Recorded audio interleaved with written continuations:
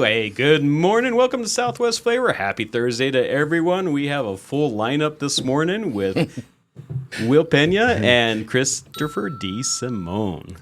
Welcome. Hi. Is this thing on? Yeah, yeah. we chained him to the table so he couldn't leave. Yeah, the man, the myth, the legend, Mr. Chris DeSimone. Legend in my own mind, my friends. That's what we all are. Right. That's my new promo graphic. I saw that Yeah. this morning. It's all real. Yeah. I was It's real if you make it real. Did Chris approve this? Absolutely. Chris did it. Yeah? Did it. Absolutely. Very good. Very nice. Well, thanks for having me. Yeah, thank you for coming on. We had a little guest Last minute reschedule. Happens rescheduling, all the time. I guess. Yes, it does. So he was a real basketball player. Yeah, he is. And he will come on a future show.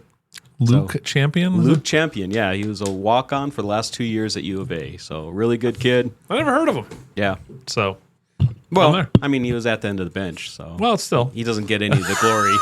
Well, he wore the uniform. He wore the uniform. He's there in practice every day doing all the hard It's stuff. like Rudy. Yeah. Like being on the practice squad of an NFL team. What's he doing now? I'm not sure. We were going to find out. We're going to find out, yeah. But we have to wait another week. We'll be just fine. Yeah. So what's going on in your world, Chris? Taking up macrame. You're going to love it. You're going to love it. For me, it's been so exciting, this whole live the dream thing, right? And then my goal is as part of what we're all cooking here and building for this part of town, I'm going to fill out my paperwork to run for Oro Valley government and hopefully have an event in September. Oh, wow. Okay. Announcing and launching. That is coming up pretty quick. Yeah. Very nice. Yeah. Got to start early. Want to get going. I want to get signatures out of the way so I can get going on the campaign work and knock on doors now. Go early. Yeah. Well, you don't want people to go to the ballot box and they don't know who you are. I mean, you need to get that name out and be recognized. What I've learned about name ID when it comes to campaigns, because we all have our self perception. Sure. Whatever that is, subtract 90%. Right. Yep. That's more accurate. Yeah. Is my belief. And so I got a good team of humans that are coming together. They're going to help me do all this. And wow, you found a team of humans? I know, and I'm going to be, and I know I'm going to be a monster on the campaign trail. Okay, very good. Right. I bet not just national but local. I bet most people don't even know their representatives. They can't name them.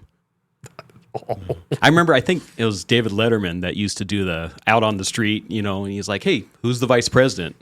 They're like, "I don't know." It might be a fun Southwest flavor wake up joint operation. Yeah. So what we do is when the weather gets cooler, we're going to go to Naranja Park in Oro Valley. Okay. And we're going to give out, I don't know, we'll give out some little thing if they get any of it right. Yeah. Right? But we'll literally say, free prize, you have to answer 3 questions. There you Right? go. Yeah. Name one Oro Valley council person. Right. Name your Pena County supervisor. And who's the governor of the state of Arizona. No. There you go. Or even your congressional representative. Yeah. If you name one of them, we will give you something. Could be a granola bar, could be something. Yeah. And we put it on video. And you're going to see. That would be great. No one knows nothing. No. Yeah. Steve Christie's my guy. Wow, you're driving all the way over here. Yeah. God bless you. Ron pays my gas. That's when our friend Joe Higgins ran for Pima County supervisor. So first of all, no one knew what a supervisor was when he was knocking on doors. Right. But then he would also say they'd always want to get into. They didn't know of course, they didn't know who the supervisor was. Right. And they don't know what it did. So they would get him into drag out not arguments, but debates about Israel Palestine. He's wow. I'm just the Pima County supervisor. Yeah. We're not doing that as part of our job responsibilities. So the education of people on this is always going to be part of it. Right. So, but looking forward to it, and it's something I've talked about for years. Oh yeah. I remember that. But the FCC on radio always made that difficult. Yeah. So now that I'm not on the FCC, I am unfettered to do such and things. I love your plan because you've talked about it a couple of times, just being out there in the public, door knocking, being out at the parks, being at different meetings. Oh, I'm going to have a table set up at the corner of Naranja Park. This is Meet Your Oro Valley Candidate. Yeah, that is fantastic. Just ask me. It literally will say, ask me anything. Yeah. I can roll with anybody. So, and have a big cooler of water. There you go. Yeah. Right. And giving out water in Tucson is always a plus. If I could find a company in Tucson that made cookies that could have my logo on it, we'll work on that. I think I know a guy who knows a guy. So that's going on, and then helping grow the company here and working with Dave and Clint and you and everyone has been really fun, really great. Clint, I always like to, I tease Clint with the making history thing. Yeah. But he's right in a lot of ways. No one's kind of doing some of the things the way we're doing it. Right. Exactly. There's a lot of podcasts out there, but there's not really any live podcasts out there, especially a live show every weekday for 3 hours a day. Yeah. No, Dave's looked for it. Yeah. We can't find it. Right. We're the only masochists doing such things like this. But it's fun. It's timely. Yeah. Right. So we've just been making fun of the Arizona Daily Star, how they're printed in Las Vegas now. Right. Yeah. That is untimely. Yeah. Yeah. But for years, like you've said on the show before, they don't even have local writers. They're just grabbing stories from the AP. Correct. And they have putting them on there. They have a few. Yeah, they have a few. Right. If they didn't have University of Arizona sports, they'd have nothing. Right. Exactly. Yeah. Right. I think probably Bruce Pascal's still there, and maybe a couple of the other guys. Is Greg still doing a column? He might still be doing the Sunday column. Right. Yeah. But I mean, that's the hot thing in this town that everyone can agree on. Yeah. U of A sports. Yeah. So, but I did play basketball. If you want to hear basketball story, I do. I really do. Yeah. Let's see. You're probably a power forward or a center. Power forward. Absolutely. Yeah. I was a number 4, as we say in the world of. I played in New York. I was. I made the top 100 basketball players in my county, which has 2 million people in it. Okay. And I was. I could also pass and ball handle very well for my size. Yeah. Okay. And so that's important. Yeah. I was like I would say my junior year, I was probably 15 points, 10 bounds, 10 to 12 bounds a game, and then probably 6 to 8 assists. I was the glue. There you go. And back when the three of us were young, the big men really didn't step out and shoot the threes. Nope. So the threes was just coming in. Mm-hmm. So this is the 80s. Yeah. So late 80s for me. My brother Joe I was a good 12-foot jumper. Okay. My brother Joe could light it up from anywhere. Oh, wow. Yeah, he was taller than me. Joe's 6'4", but Joe could light it up from anywhere on the court. And we had bad coaches in high school. I had a coach that basically would watch ESPN the night before, and that's an interesting defensive or offensive way of doing things, and he would change everything we were doing on like a dime because he saw it on ESPN that day. So no continuity, right? And then I don't mind adjusting, but it was like changing every 5 days. Yeah, and then of course you can't doing it that often. You can't do anything well. Right. And he's like, geez, the offensive flow, you guys, just sucked. And you're like, I know. So actually, in my junior year, I walked out on my coach. Oh, wow. Okay. I had enough. Yeah. He was just made no sense to me. And I literally did the quiet in the middle of practice. Oh. I went, all right. We're Everyone, done here. Yeah. God bless. I'm leaving. And just got my stuff. And he yelled at me the entire way out. He couldn't believe I was doing this. Oh, wow. Because the way it worked is we had a big gym that had 3 courts, right? And then during game time, the bleachers would come out and block out that kind of thing, right? Mm-hmm. Sure. So we had 3 courts. So it was JV, varsity in the middle, and then the girls' team was here. And then we had another gym that had the freshman teams practicing. Okay. And I remember just... I'm doing this on TV. Sure. And then just walking, getting my stuff. And I said, good luck the rest of the season, everybody. And he yelled at me. I said, look, I'm done with you, man. Can't do it anymore. Yeah. You've lost me. You've lost the plot, as we say. And I just left. And then literally, it's really interesting. So I was a very good student. I was an honor society, varsity baseball, basketball player kind of thing. I never got called to the principal's office, ever, except the day after. Really? Okay. And so I'm in the cafeteria. There's 300 kids in the cafeteria, and they hear, Chris DeSimone to the principal's office, right? And the whole place went, oh. They couldn't believe it. Right. And they're all giving me harassment, which was great. They're like, oh, man, what did you do? Right. It's about time. Right. Thank you. They finally got him. It's like Bin Laden. We got him. Right. We finally got the bastard, right? And so I didn't know. I wasn't even thinking. Yeah. You're already done with it. Yeah, you're moving on with your life. I didn't curse at him. Yeah. I didn't do anything bad. I just said, I'm done. Yeah. Right? And I love how we're doing DeSimone's has been. This is fun though. All right. So what happened was I'm thinking, I don't know. Right. I don't know. And I get into the principal's office, and it's my vice principal for my grade and the athletic director. Okay. And I've known the athletic director for years. And I go, hi. Hey, we got to talk about this horrible thing you did yesterday. What'd I do? You disrespected your coach. And then I thought, I said, the guy's been here a year. I said, I've been here busting my ass for this school district for years. Right? I've been putting in all the hard time. Yeah. Right? I said, have you ever had, I go, look, the whole cafeteria went nuts because I got called to the principal's office. Because I'm a decent citizen, right? Yeah. I'm an honor society guy, right? So I'm kicking ass on the academics, and I was a varsity baseball, basketball player when I was sophomore. Oh, wow. Okay. Right? So I go, what do you want from me?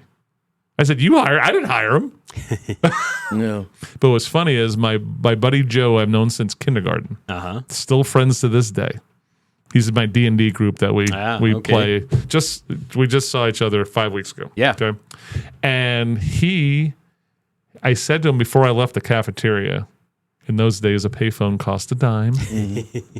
I remember that. I remember. Yeah. I gave Joe a dime. I knew my dad, his off day was Tuesday from the market that he was a part owner in a wholesale food import business in Brooklyn. I said, give my dad a call. Tell him I'm going to the principal's office. There's something stupid going on here. Yeah. I don't know what it is. So what happened was he did. So what happened was knock on the door as I'm having this discussion, and my dad comes in. And he just goes, Chris, good morning.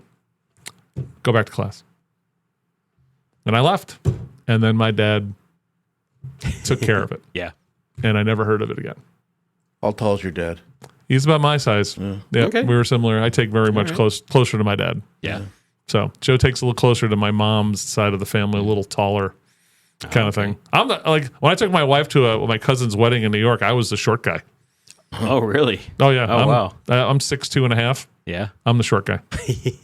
Well, Chris, thank you so much for joining us this morning. Well, I'm glad I got to share this with you guys. Yeah, we will do it again. I try to give you a basketball story to fill in for Luke Champion. He'll be way better than me next week. Well. So, and I can't wait. We're going to be doing chili cheeseburgers on the 29th. Yeah, that'll be fun.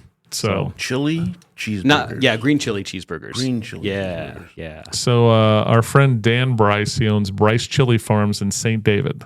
Okay. And he literally grows hatch chilies in St. David.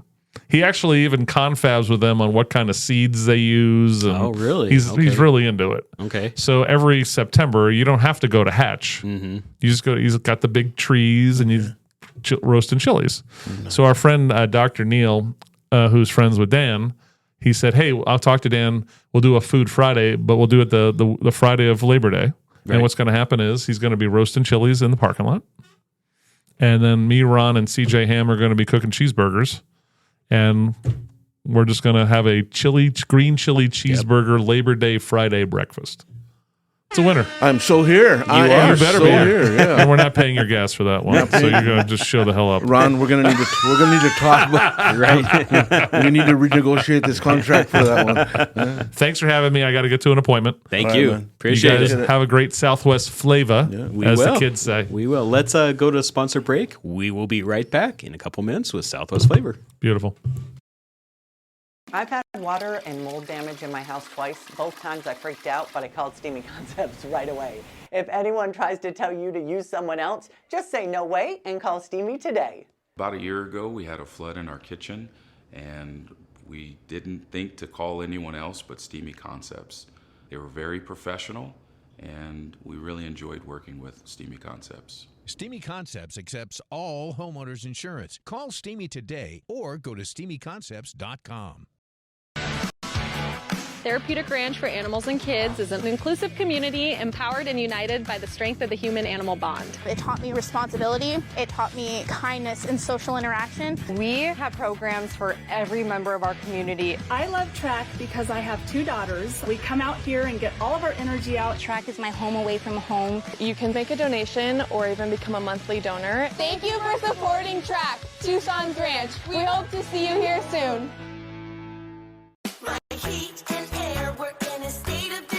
It's July and we're celebrating Independence Day all month. Picture Rocks Cooling, Heating, and Plumbing wants to buy your old air conditioning unit. For the month of July, we will buy back your old AC unit for $1,776 with the purchase and installation of a new air conditioning system. Picture Rocks Cooling, Heating, and Plumbing, keeping you cool all summer long. Call us at 520-492-0748 or picturerockspooling.com. Picture Rocks Cooling, Heating, and Plumbing. Estrella Insurance on Irvington Road will help you with all your insurance needs. If you feel like you have a hard case due to a moving violation,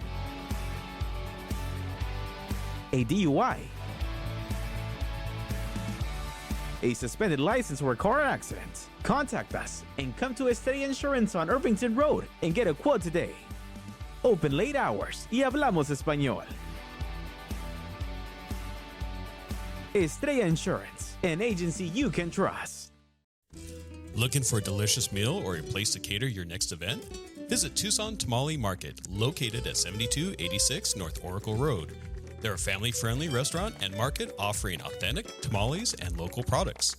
Don't miss out on their summer bi-weekly specials. Try a new $10.99 meal special every couple of weeks. During the summer, enjoy their gift card special. Buy $50 of gift cards for only $40. Stop by and see what's new at Tucson Tamale Market. In Marana, community isn't just where we live, it's who we are. And at the heart of it all is the Marana Chamber of Commerce. We are building a thriving community through connected business leadership. We start the month bright and early with Marana Mornings, sparking real conversations and connections. We celebrate growing networks at our 4th Tuesday mixers, hosted in exciting spaces. We unite visionaries and leaders at Impact Marana, driving meaningful progress together. We look ahead with Marana Insights, hearing directly from regional voices about what's next for our town. And we serve, through the passion of our board of directors and ambassadors, creating a culture of belonging through service and leadership. Because of our members, we're not just doing more, we're becoming more. Together, we're shaping the future of Marana. We are the Marana Chamber of Commerce. You're listening to the Live the Dream Media Network, Arizona's premier live podcast studio and online radio.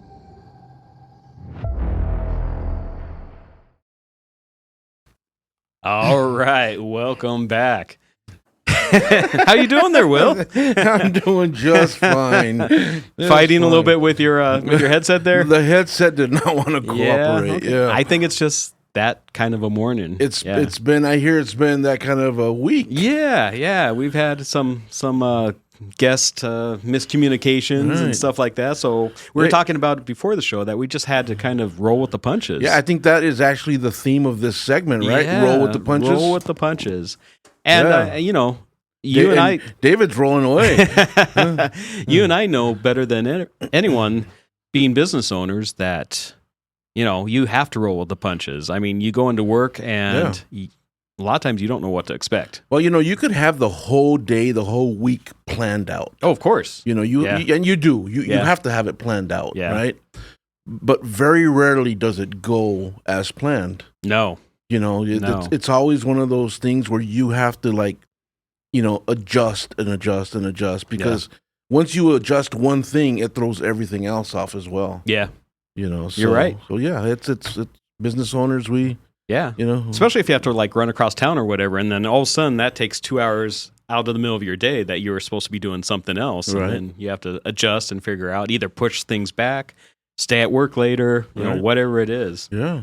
Yeah. And as a podcast host, it rolls right into this as well. It does. And just for everyone to just think about a little bit. I mean, these are live shows. These are live podcasts. So when we are, what we're doing here for you in front of the camera is live. So if a guest doesn't show up, or they're late, they're stuck in traffic, whatever it is, we have, the show must go on. Yeah, I know. I remember my first show when coming here with you. Yeah. And I just barely made it on time because there was an accident on the freeway. Yeah, and you have that long freeway drive. Yeah. So anything can happen between your house and here. Right. So I've learned to leave really early now, which is pretty much why I get here. Yeah. Pretty early. You and I get here about the same time, except I have a tenth of the way to go. Right? Yeah. You can probably you're like a drive and a pitching iron from there. Yeah, pretty much. From here, I'm like a par 104. But no, go ahead. I was going to say I used to be in a business group about 10 years ago, and one of the older guys, he was actually older than me. One of the older guys that was in the group, he told me something, and I remembered it, and I actually started doing it. He said, don't fill your day up every day. If you have a 10-hour day, don't schedule all 10 hours. Right. Schedule 80% of it, because stuff's going to happen during the day where you need to adjust. Right. And so if you have that little buffer in there, then you can figure things out. So I just started doing that, because I used to have my whole day scheduled, minute to minute, everything. Yeah, well, with me and being in the insurance business, it's one of those things where, things change. And we have appointments with people coming in, but, if I have a 3:00 appointment for somebody coming in, but I get a phone call at 2:45 who somebody's calling in and wants a quote for a large policy, and it's going to take a while, it throws that off. Sure. It's one of those things where, you kind of just talk to the clients, and most of them are understanding. Yeah. But it's definitely rolling with the punches. Yeah. So tell us a little bit about the insurance world. Is there anything new in the insurance world? I know you told me for home insurance that the policies, not the policies, the carriers are just getting more and more strict. Nothing more exciting than talking about insurance, right? Yeah, it is. It's tough. Homeowners right now it's really tough to write, and most agents, would agree. I've spoken, we speak a lot to each other, especially about homes, just because, in the past, maybe 5-6 years ago, an insurance company, you had one claim, 2 claims, you'd still be okay. Third claim, they're probably dropping you. Yeah. Now you got one claim and they're dropping you. Yeah, that's scary. Right, and it's really hard to transfer them or rewrite them with a different company with a claim. Yeah, it's just because they're just looking at that history. They're saying, "Oh, this guy's already had a claim. Yeah, had a water claim or a roof claim or a fire claim." And what bugs me the most about it is most people will file the claim before talking to their agent. Because I've had a few clients make a claim. I always try to give them $1,000 deductible just to deter them from making any small claims. Sure. But, a $2,000 claim, $3,000 claim, you don't want to make that claim. No, you don't. It's not worth it. No, because how it's going to affect you later on. Either at renewal or in the current policy getting dropped. Yeah. Yeah, I was talking to you earlier about last July when we had that huge storm and it ripped up trees and, ripped up roofs. And my son had some roof damage. He didn't have any water damage from the rain, but he had roof damage. And him and I looked at the roof the next day and I'm like, this really isn't worth a claim. You and I can fix this over the weekend. Yeah. And we did. Yeah. You know, because it wouldn't have been worth filing a claim.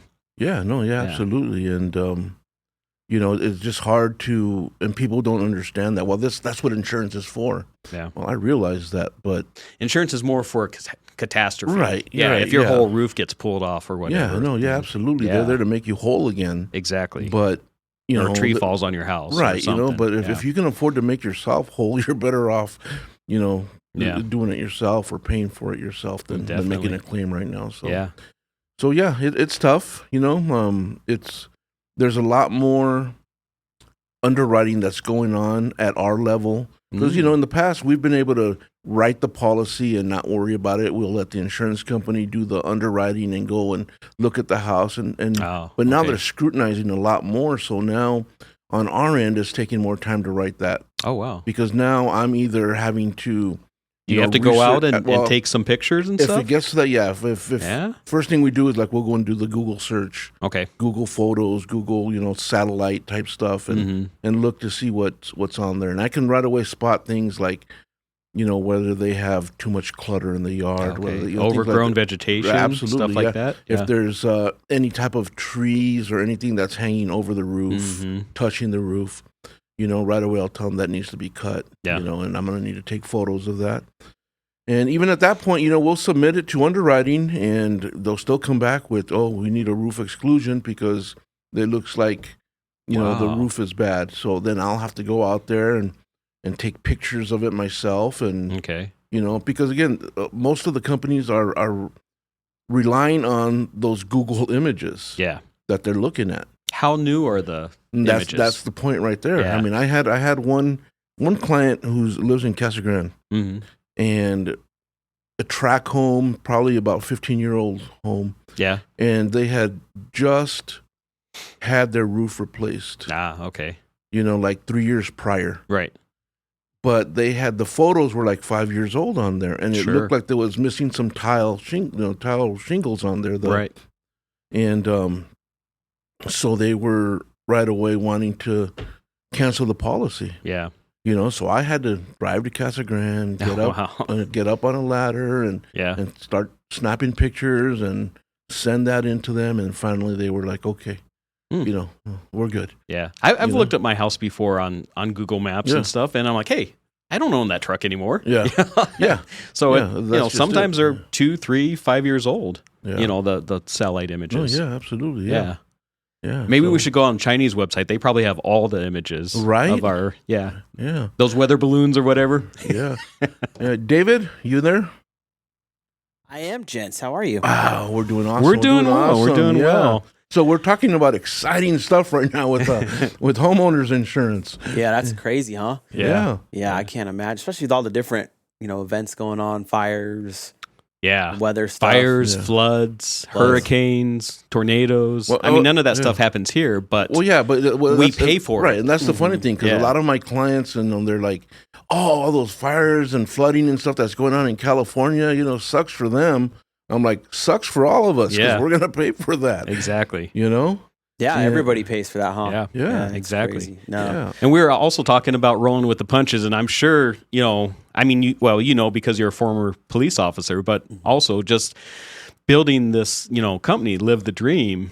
Yeah. I'm sure that you have almost daily rolling with the punches too. Yeah. Well, hey, I just want to say, first off, I'm honored to be a business owner like you two gents. I know you guys have been in business a lot longer than I have, and I'm pretty much a baby compared to what you guys have done.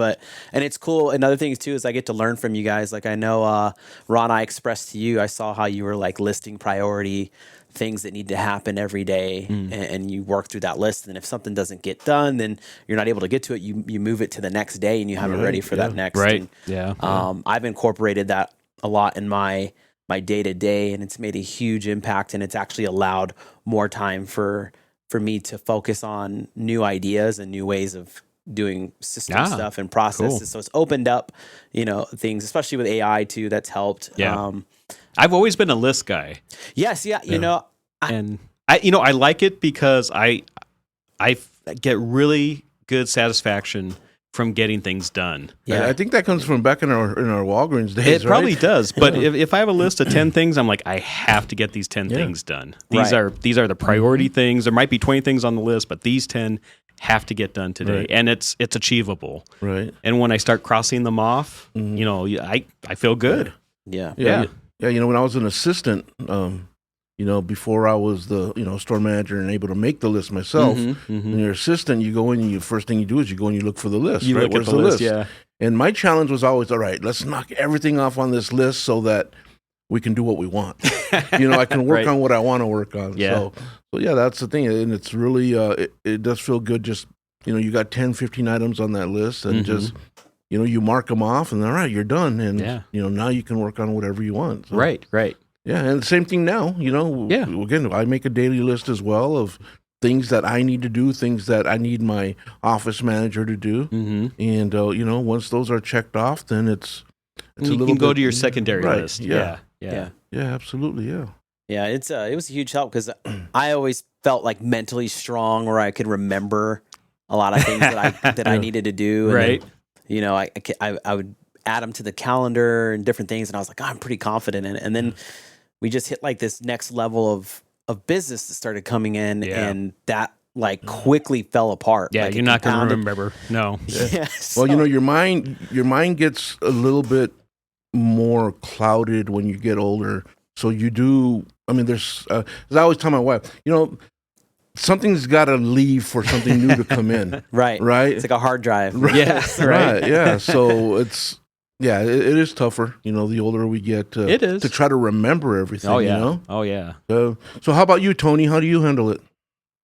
Oh, David. Sorry. Tony. Oh, the intern. Yeah, he just left. He set you guys up. He's gone. Okay. So how do I handle? You know what, you guys, you preached it. You said, you know, flexibility and being able to pivot on the fly. You know, we had that happen this morning. You know, true transparency. I got a phone call. You know, we had an issue 10 minutes before when the show was Chris's show was supposed to start. Someone wasn't going to be able to make it. So, you know, I quickly just threw on clothes and jetted down here as fast as I could. I think we made it 6 minutes. We were 6 minutes late on our deploying of the stream. Okay. But, that's not too bad. But you got to do it, right? Yeah. Like you have to make it happen. Yeah. There's no when you have ownership, there's no excuses, and if it's just pure accountability. And if something doesn't happen, it's on us. It's on the owner, and you know you can't blame anybody. It's just you either do it or you don't. That's an owner's mindset too. Yeah, you know, that it has to happen.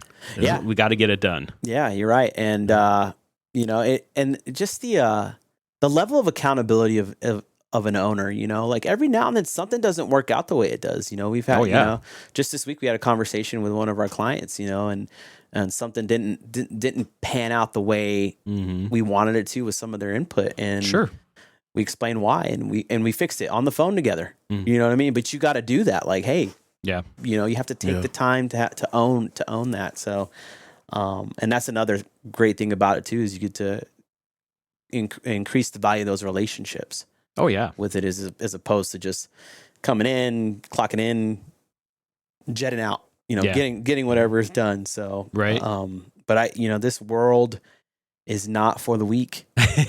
No, you know, it's not. You're talking to a former police officer, right? And exactly. I worked in the prison before that, yeah. And you know, I can sit here and tell you, gents, I'm starting to understand how hard it can be. Yeah. But you said something too, Ron, where you were talking about the group you were in, and that's been a huge asset as well, as having a real good core group with you. And I see what Live the Dream Media is doing, and the team and everybody involved. And it's like we've formed a group just that's like that. Like we come in and we do shows, and we're coming up with ideas, and we're you know, the coolest thing is like, hey, we're gonna do a green chili cook-off or green chili burger cook or something. Or we're gonna do for an breakfast. Yeah. And another thing that came up, we're gonna do a podcast masterclass here in the venue area. We're gonna have a whole full day teaching masterclass session for folks to come and learn about what we're doing, how we're doing it, and how they can get it started themselves. Yeah, that's brilliant. Yeah, but there's one thing that, you know, you can teach everybody in the world about everything. Like even you, Ron, and you, Will, insurance and HVAC and other stuff. but there's just this level of consistency that has to happen. Yeah. And if it doesn't, none of it works. You know, you guys talk about how hard it is to do a show. Like you guys, you came from radio. Yeah. And in both mediums, you have an ownership responsibility to make sure the show goes on, even if your guests don't show up. Right. So you have to be flexible, because all of us right now on the screen have experienced a guest not showing up for a show. Yeah. Even if it's last minute, or there's life happens, and yeah, definitely. You got to be able to just jump in and handle business. Right. Well, and part of being a business owner also is you have to be self-motivated, because no one's telling Will and I, hey, you got to go to work today. You don't have your boss calling you saying, hey, you have to be here at 8:00 sharp. We're the ones that go open the doors. We're the ones that, get that business up and running for the day. You got to be a certain breed, man. I remember it was like my first day as the, CEO here, one of the co-founders, and a really bad storm had hit the night before. And, I could see a lot of people going, oh yeah, I'm going to start this new thing. I'm cool. You know what I mean? But, the floor was covered in water. It seems like this Ina corridor gets a lot of bad storms during the summer, because I've been on Ina. I was on Ina like 10 years ago during a monsoon storm when all the power lines were coming down. They're actually falling down behind me as I was driving east on Ina. Oh, man, if somebody had a camera on that, right? That would have been so cool. Yeah. Clint has a crazy story about that day, but you know what? But you go back to like that mindset. I mopped the floors. Yeah. Sure. Somebody take out the trash. They're like, what'd you do on your first day? And I was like, well, I mopped the floor. Right. You think it's cool, right? Yeah, you think you're, and that's the social media bull crap we see. But ask Clint about that storm day. If I'm not mistaken, him and Tammy had to complete a huge cookie order that day. I'm talking thousands and thousands of cookies, and they had to get them out of here. Wow. But the power lines and everything were blocking all the egress points. We were at a hair salon across the street it was right across the street, doing their air conditioning. And we got down because the storm was coming in, and we went inside the hair salon, and the water was coming down so bad that it started coming in their back door. Ooh, yeah. So we were helping them like sweep out the water and just try to keep it from flooding. Yeah, I don't know what it is about this corridor. Even when I was working as law enforcement and I worked for Marana PD, it seemed like just this stretch here. Yeah. Just always, I don't know if it's like the storms form a certain way right here, but would always just get hammered. Yeah.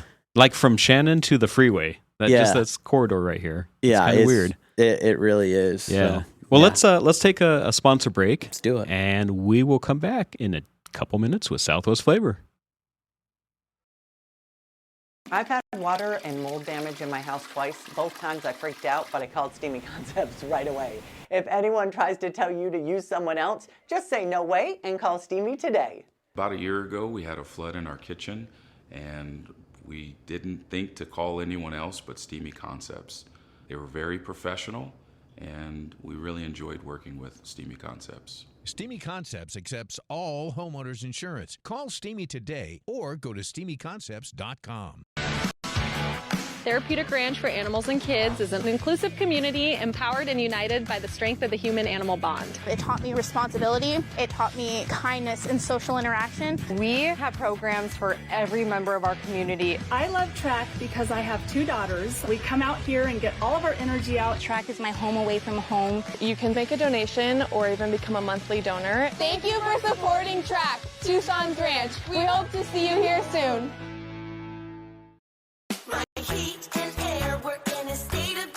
It's July and we're celebrating Independence Day all month. Picture Rocks Cooling, Heating, and Plumbing wants to buy your old air conditioning unit. For the month of July, we will buy back your old AC unit for $1,776 with the purchase and installation of a new air conditioning system. Picture Rocks Cooling, Heating, and Plumbing, keeping you cool all summer long. Call us at 520-492-0748 or picturerockspooling.com. Picture Rocks Cooling, Heating, and Plumbing. State Insurance on Irvington Road will help you with all your insurance needs. If you feel like you have a hard case due to a moving violation, a DUI, a suspended license or car accident, contact us and come to Estrella Insurance on Irvington Road and get a quote today. Open late hours y hablamos español. Estrella Insurance, an agency you can trust. Looking for a delicious meal or a place to cater your next event? Visit Tucson Tamale Market, located at 7286 North Oracle Road. They're a family-friendly restaurant and market offering authentic tamales and local products. Don't miss out on their summer bi-weekly specials. Try a new $10.99 meal special every couple of weeks. During the summer, enjoy their gift card special. Buy $50 of gift cards for only $40. Stop by and see what's new at Tucson Tamale Market. You're listening to the Live the Dream Media Network, Arizona's premier live podcast studio and online radio. And welcome back to Southwest Flavor. I am here with my good friend Ron Arenas. Hey, good morning. And we also have David in the studio somewhere. Hey, there he is. I am here. He is back in the box. He's the man in the box. He is running the show and hanging out with the gents. Yep. Awesome, man. Yeah. So we've been kind of just talking about stuff, right? Kind of all over the place. And just off air right now, we start talking a little bit about, today, July 31st, is again the last day for MLB trades, the trade deadline, as they say. Yeah. Right. And so we were talking about this trade that the Arizona Diamondbacks did with Suarez. Right. So, sending him over to Seattle or back to Seattle because that's who they got him from a few years ago. Yeah, just in 23, right? Right. So he's going back, and Diamondbacks getting like 3 prospects. Okay. So it's obvious that they're going to start going into a kind of a rebuild. Okay. Their season's pretty much over. Yeah, I think trading him, I think they're pretty much calling it. Do you think he was the best player? Their best player? He was definitely their best player. Okay. Well, he was their hottest hitter. He was leading them in home runs and RBIs. Okay. So I mean, they leveraged him. Yeah. And well, sure. Most teams do that are out of it and don't see that they have in their farm system, anything to kind of get them back in. They were just in the World Series a few years ago. Yeah. As we were talking earlier, with the Texas Rangers, and they unfortunately lost. Yeah. That championship to the Texas Rangers, but this is probably a smart business move. I mean, that's basically what it is. I mean, it's a salary dump, but he was also at the top of his game, so he was at the top of his value. Absolutely. So they're selling high, and they're bringing in some younger prospects. Yeah, they brought in 3 top 10 prospects, the top Seattle top 10 prospects. Okay.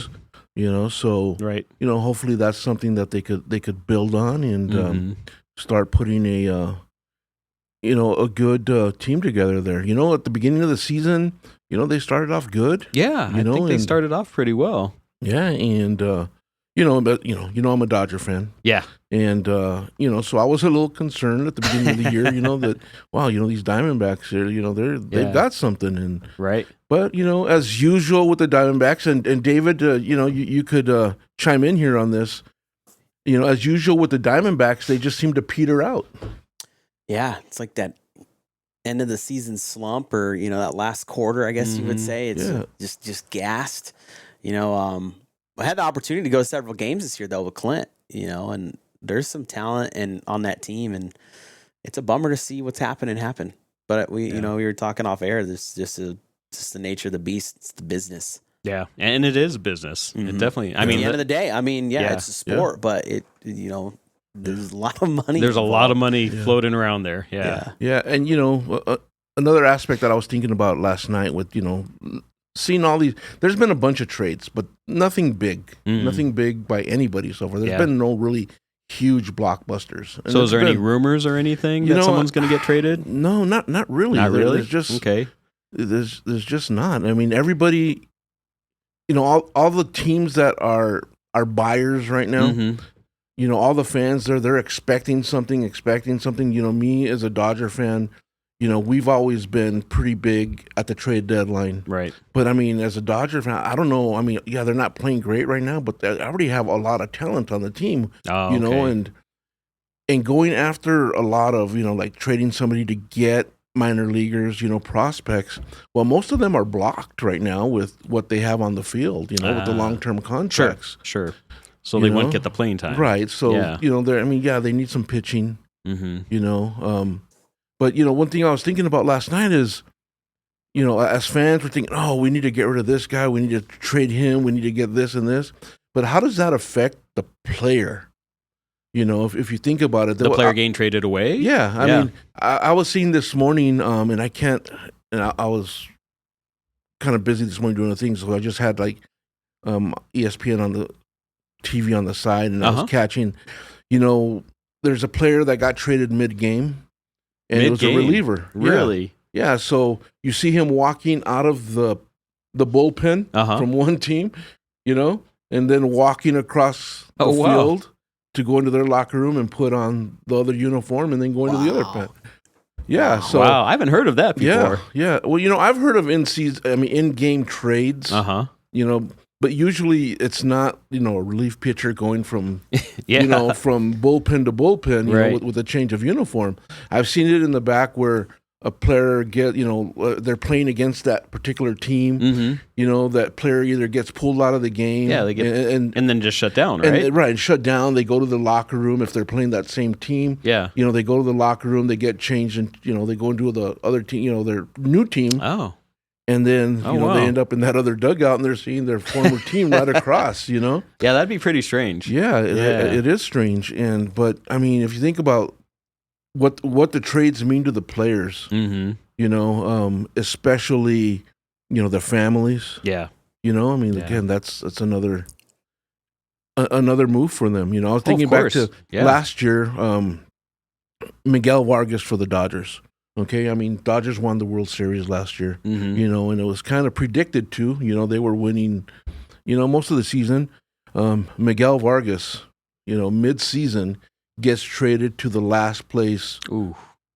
The White Sox, who had a miserable year last year, just absolutely miserable year. And he gets traded over there for a pitcher, whatever they ended up getting. Yeah, but.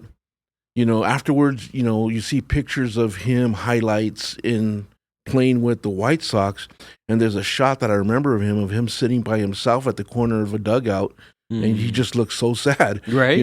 Because, you go from first to worst. Yeah. It's great when you go from worst to get traded to a first-place team, but there's that other person that gets sent the other way. And no one likes to lose. Right. Even if you're getting paid the same, and these guys are making millions of dollars, right? You still don't want to lose. Right. And you want to be competitive, and you want, you want more, you want more playing time if you're a bench player, Right. But at the same time, you don't want to go to a really bad team. Yeah, you don't want to be the star of the team that's, the worst team in baseball or basketball or football or whatever. Yeah, no, absolutely. Being that, it seems like you're that last player picked, on the playground, right? Or something, So, it's just. I was reading an article this morning about one of Boston Celtics players, and when he was traded from San Antonio to Boston, his wife was 7 months pregnant. Wow. Yeah. So you talk about picking up your family, moving across the country, and that's a huge change. And it was mid-season; it was on the trade deadline, right? So it wasn't like it was during the off season where you're like, all right, well, I have a couple weeks I can get over there and look for houses and stuff. It's like, no, you have a game tomorrow, or you have a game in 2 days. Right. So and what about that player that gets traded that's at the end of a contract? Yeah. So that player's getting traded to another city. He's got a family. But you don't know if you're going to play after that contract. Right. Yeah. The last 3 months of the season you're playing there. Do you leave your family behind? Right. And go rent a house or something. Rent a house or something and wait to see, or do you take them with you? It's it is. It's life altering for these players as well. It is. I guess it depends a lot on how old your kids are. Right. If they're in school already. Stuff like that. Yeah. If your wife has a career of her own, she's going to stay put. But that could be really hard. Getting a call one day and saying, "Hey, you're moving 2,000 miles away, and you need to be over there tomorrow morning." Right. Yeah. And it's not just it's not just sports that happens either. I mean, Sure. that happens in life. Yeah. You know, whether you're, you know, I've known some being in the retail industry, some, you know, upper management that don't have control of what city or where they're going to be in, and they get that call from corporate and say, "Hey, we need you in such and such city. That's where you're going." Yeah. You know, I mean, when you and I were in retail, they would move us around, but in the city. Right. Yeah. Yeah. I mean, I remember getting the call on a Friday afternoon and saying, because our new work week started on Saturday, and say, "Hey, tomorrow you're over at this store now." Yeah.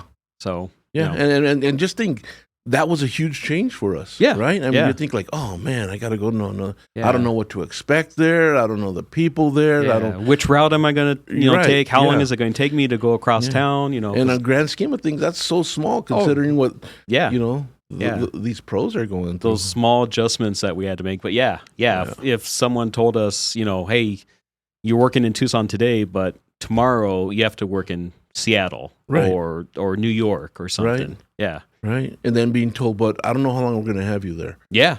You know, you may just go for 3 or 4 months. Right. You know? Right. And then you got to renegotiate your contract, Right. and we might not pick you up, you know. Yeah. Yeah. Yeah. Crazy. Yeah. It's a David, different world. David, your thoughts on that? Well, first off, you got a comment that came in. It says, "Being a native, I appreciate the local coverage of his perspective." Oh, cool. Yeah. Very nice. That's Thank really you. Cool. From Rick Monier. Oh, cool. Well, thank you, Rick. Yeah. We appreciate Way to it. go, Rick. Thanks for Yeah, watching thank you and for listening. watching. Yeah. David? Baseball. Man, it's one of those sports that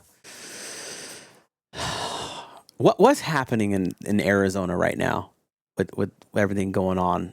What are we seeing? Are we seeing like a fire sale? Would you say, like, are we just With the seeing Diamondbacks? No. The Diamondbacks. No, I wouldn't say it's a fire sale because they don't have, in my opinion, they don't have enough talent to sell. You know, not like the Marlins did, you know, many years back where they won the World Series and then they that just offseason they dumped, dumped everybody. Right. You know?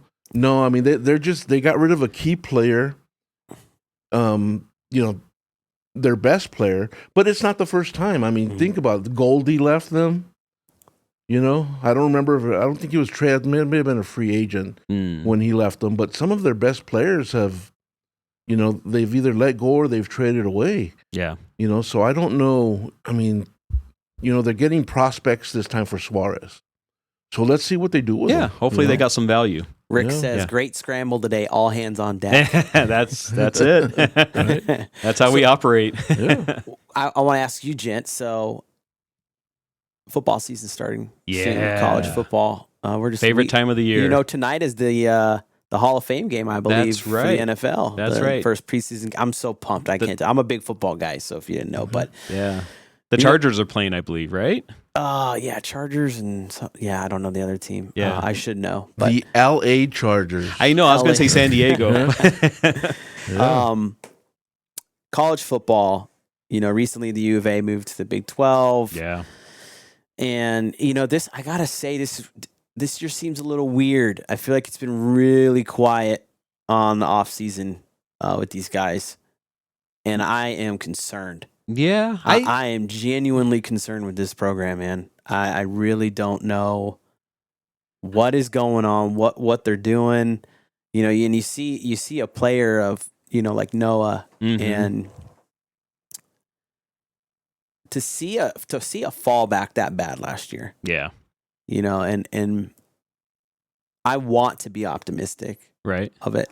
But I kind of want to see your perspective on it and what you guys think is going to happen this year. I saw some of the first preseason rankings and they were not good, man. No, I think they have us at like 4.5 wins, maybe. Something like that is what I saw. Gave us a half, huh? Yeah, they gave us a half. Yeah. You know, it's their prediction. Yeah. But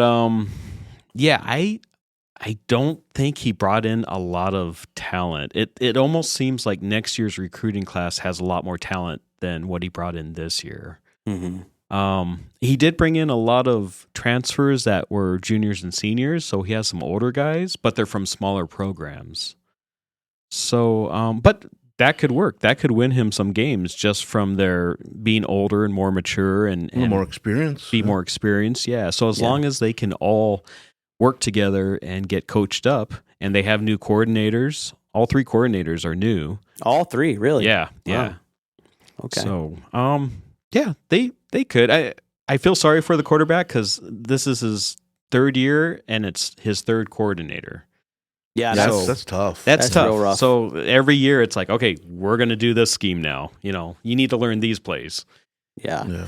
Well, I mean, that's kind of what the game is turning into with all this NIL stuff too, right? Yeah. Even the coaches and players and coaches are all just jumping ship whenever there's a new Right. You're not thrown to the opportunity. same guy for 4 years. There's really no loyalty. No. Unless it's in dollar bills. And it's Now, really. do you see that in the big schools as well? Yeah. Oh yeah, You know, most the certainly. Ohio States, Yeah. Well, you know what? So it comes down to business to get name recognition and branding and culture and everything. I mean, those really well established programs are just going to continue to thrive because they also have more money. They do. Right. They way do. more money available, way more advertising opportunities for the players. Even any business that's involved in something is going to go. If you were going to pick between Arizona or Ohio State to pimp something, I think I think you'd probably choose Ohio State. Yeah. And not be afraid of the budget. But yeah, that's just kind of where we're at, and it's just weird. It's weird times, man. It is. I personally feel like the NCAA's got a problem. Yeah. I would like to see them at least bring back where you have to sit for a year if you transfer. Yeah. Yeah. Yeah. Because some of these kids are transferring 4 times. Yeah. They're just going from school to school to school. Yeah. And then, you're going to see that, like, you're going to have, I imagine in a couple of years, the NFL is going to be like, man, these guys that we're getting, they have no commitment here. Yeah. Even if they sign a contract, they're like, yeah, I'm just trying to get out. Really don't want to, you might have some development issues with team building, right? And chemistry that it can be really problematic. That's true. Because at that level, you think about teams like the New England Patriots and stuff like that. Those guys, they didn't have the most talented program per se, but they had an incredible chemistry and coaching. Yeah.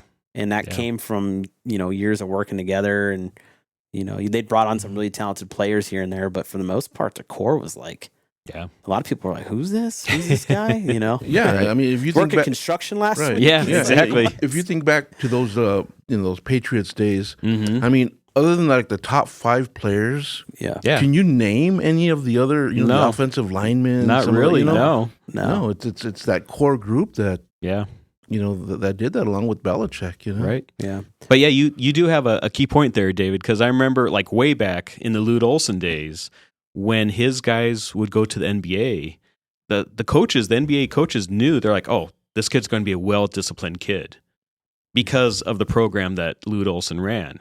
They knew that coming out of Arizona, they knew what those kids were going to be about. Yeah. Or not kids, they were young men, but you know what I'm saying. Well, we're old now. We can call them kids. We can call them kids now.